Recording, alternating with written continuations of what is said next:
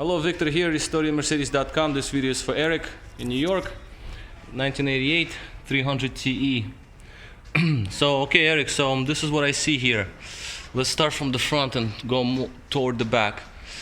Alright, so this is your transmission coolant line that was replaced. It was leaking. It was leaking from here. Transmission fluid was coming out, so it's not leaking anymore. New radiator hoses, the bottom hose, upper radiator hose, and all the other hoses.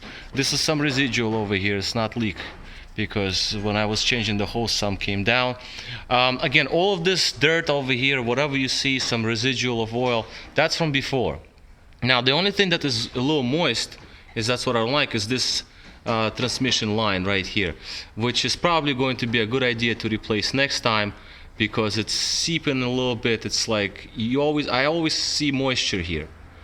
So as you can see, it's moist, so that's not good. I mean, all the other pipes are fine. Whatever's here, you see, this is from before. The oil was gushing out, coming out from up there, okay, and it was just coating down everything under, and then all of this would spread over on the other side, and you know, it's just the way it is.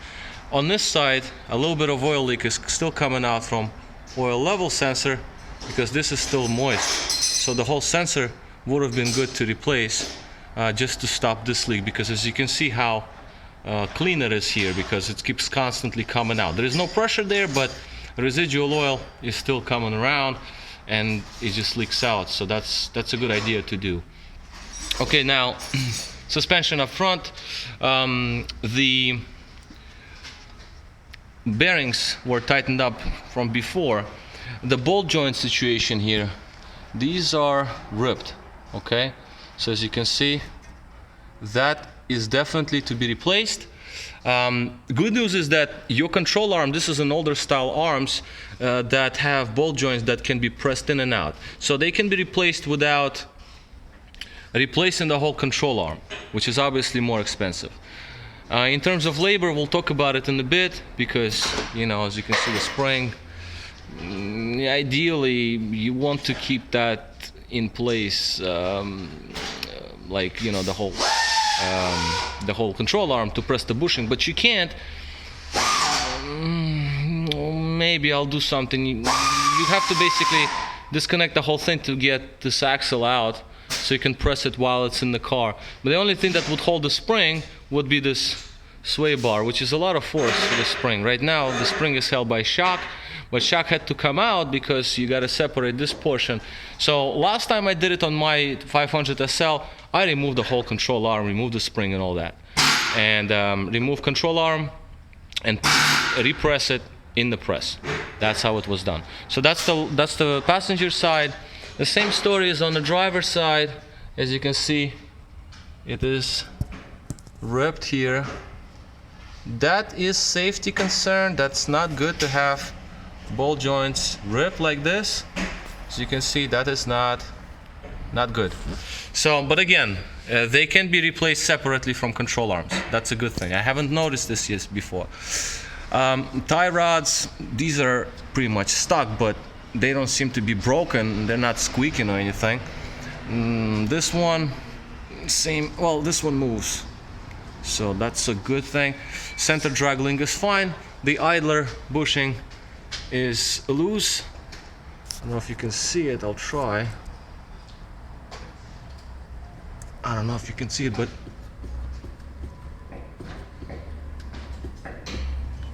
maybe like this. I don't know if you can see it move, but it is moving. So anyway, that's not critical, but it's a good idea to do. There is a little bit of noise sometimes when you hit the bump. There's just slight noise here and there. Transmission seems to be all right.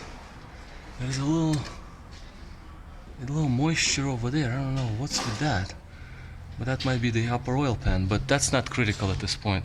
So transmission was rebuilt, as we all know it. Flex disc seemed to be okay.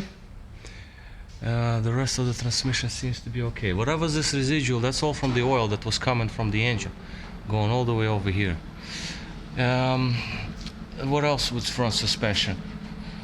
And that's about all, because we replaced your struts, we did the right thing here before with the rest of the suspension. So that is good to go. Exhaust situation. Now, good news, bad news. The bad news is the repair is not really holding, because obviously, as you can see, there's clear movement here. So your repair didn't really work, and it's not like it could have fixed this problem. It's just way too gone.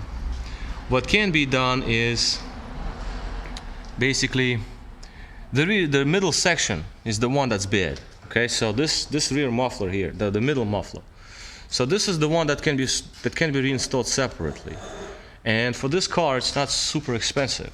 So that's definitely something to look into, because catalytic converter, it appears to be okay. It's just some surface rust here, but it doesn't seem to, well, it's the shield. So it is rusted over here, but the actual metal seemed to be okay. As you can see, it's still good, versus like this color of the metal, this color of the metal. So this is rotted, this isn't. So, and all the way to the headers, this seemed to be pretty much good.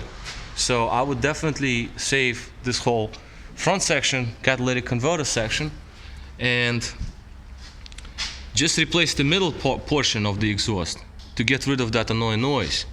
It's very, very annoying actually. So that's that. Differential seeps a little bit, they all seep a little bit here and there, but it works fine, no whining or anything. Might check the fluid later just to see. That's the bolt to fill it, bolt to drain it. So I might check the level, see if there is enough level in it, maybe fill it up a little more. Now rear suspension, sway bar links are okay. The struts was, you know about the strut. There's a little bit of seepage, and boots are missing. That's bad for the strut, because the surface, you don't want to have dirt in it, but it is what it is. They still work fine. This one is moist. As you can see, there's moisture, so that means it seeps a little bit from this strut. So that's what you saw before you noticed that you had this residual hydraulic fluid going on your bumper and all that stuff, because it was coming from the strut. As you can see, the moisture there. That's where it was coming, because I don't see any other hydraulic portions of the system leaking here, so this is fine. Yes, it's like rusty, but what are you gonna do? Now, the sphere accumulators, it's the piece that goes on top, but that's the bottom piece of it. As you can see, it's all kind of corroded, pretty rusty. But that is something that would be nice to do, because they don't last all these years. I just replaced them on mine, on S600. The rear ones were shot, so the car would bounce. And this one is decently okay, but it would be nice to replace. A rear flex disc shows a little bit of cracking, but not ripped yet, but there is a little bit of cracking, some stress marks, as you can see. That's yeah, that would probably be a good idea to do sometime soon. I've seen worse than this, and they would last still after all that. The fuel pump, I don't see any kind of fuel leaks over here, so we're okay there. All the arms and everything, they all seem to be fine.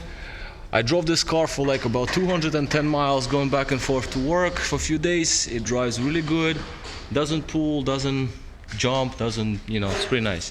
Now, one more thing I noticed here, this wheel is tight. This wheel has a little bit of play in it. That's the bearing already. So you can hear it here.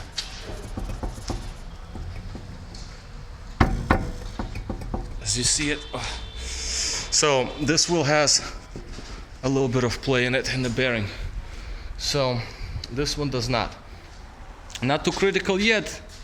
So this one is tight. So that one is not super sloppy, but there is some, which is more or less acceptable to a point, because you cannot have bearings super tight, they're gonna overheat. So, few things: ball joints up front, 2 ball joints over there, 100%. Center section, center muffler, it's a resonator they call them. That's the one to replace, 100%. This is just too terrible. And that's it. It'll run and drive. Everything else seemed to be okay. All in all, this I cleaned it from the top, but I couldn't clean it from the bottom because I can't have the mess in the shop here with pressure washing the engine. But maybe one day, I mean, you might want to go and get that pressure washed properly. I haven't checked the steering strut, but it seems like it's working because when I hit bumps, it doesn't seem to wander around. So that's a good thing. So we got 2 ball joints for sure. Transmission coolant line, I'm sorry. Transmission coolant line, the second one, that's very advisable. Oil level sensor complete because it's all leaking here. That's the front. That's basically idler arm. That would be nice, but you know, to get it out, you got to take the exhaust out because the bolt is not going to come out because you got the exhaust right above, so the bolt is not going to come out unless you take the exhaust off. Yeah, that's not cool, but it could be moved a little bit. I can try to do something with it. It's not critical. It's not really super banging around, but would be nice. Nothing really here. At some point, the rear flex disc and rear struts and accumulators. That would be nice. What I'm gonna do is I'm gonna spray them with some penetrating oil just to get them to soften up a bit, the rust. And after that, whenever you're ready, we can just do it. Because other than that, man, the car is good. It's a good car. Up in the engine situation, we'll talk about your injectors, and there's another piece over here that I would like to replace. I don't know if you can see it from here. Let me try to get it. See that part right there? That little kind of like a little filter looking piece? That is your fuel accumulator. Okay, that piece right there. Right over there. It's a fuel accumulator that keeps the pressure in the system and the fuel system up for restarting the engine on hot conditions. When the engine's hot and the pressure is dropping, it's not holding for 30 minutes. So there is a leak somewhere. That piece would be nice to do. So I'm sure if it's original, being 1988, it's pretty much gone. It's a membrane in there that obviously can wear out, and so forth, so on. So that's about all. The differential mounts, as you can see, the differential mounts are gone. But again, this is not gonna strain you. You're not gonna get stuck anywhere, but you're probably gonna leave them alone. All right, so for now I'm gonna wrap this up. So we got some injectors to do. That would be really nice to make it a little happier, and whatever other things I just covered. All right, so this is Victor at RestoringMercedes.com. Thank you for watching.